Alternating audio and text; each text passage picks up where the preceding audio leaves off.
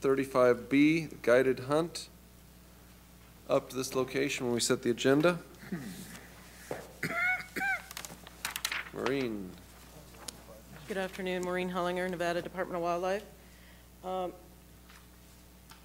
This is third time back in June. The commission meeting approved a petition from the Nevada Guides Association to reinstate their eligibility for their unsuccessful and rejected clients for the main draw. That petition was accepted, and I came back with language at the August meeting to reinstate that eligibility for those applicants.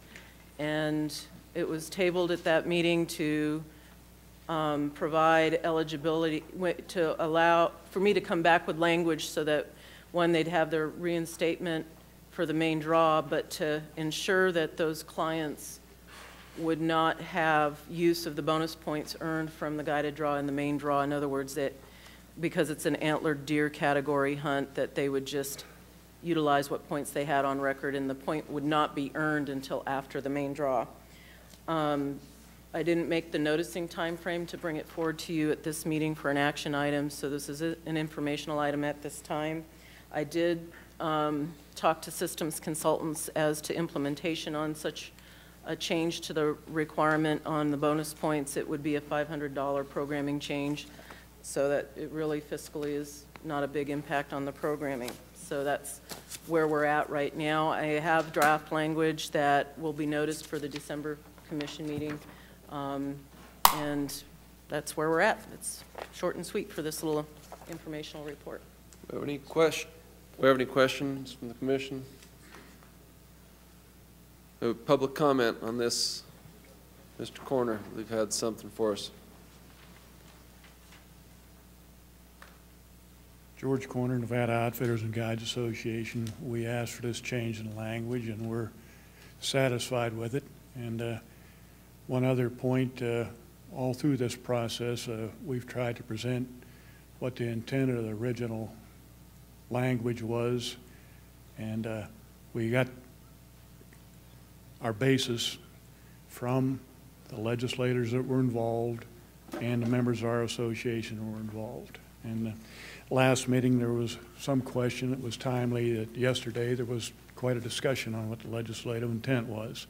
I've gone back. You have a letter now from Assemblyman Carpenter, who was the primary sponsor of that legislation, supports what we've presented, and you also have the minutes from the meeting of the Board of Wildlife Commissioners when that language is adopted, and that language supports, and Mr. Carpenter's letter supports what we presented.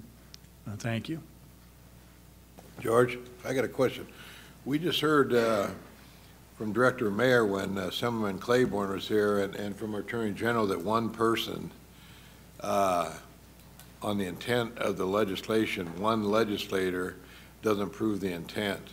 It's in the committee meetings and that, and if you make a statement that the intent was to have two chances, then you've got to produce some proof from the legislative committees, not just from one legislator. Let's go back to Mr. Stockton.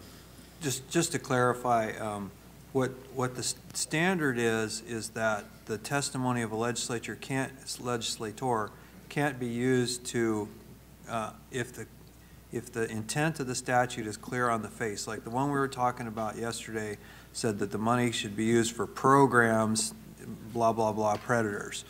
That in this one it just says that that they'll have the non-resident guided hunt, so it doesn't contradict, and the language of the statute is vague because it doesn't say you can't be in the main draw. So it's a little different because yesterday I know Mr. What was his name?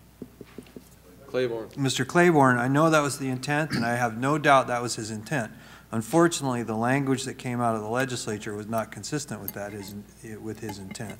And in this case, the language does appear to be consistent, or at least vague, that you can go either way. And I'm not saying that Assemblyman Carpenter's thing controls, but it's just a different situation.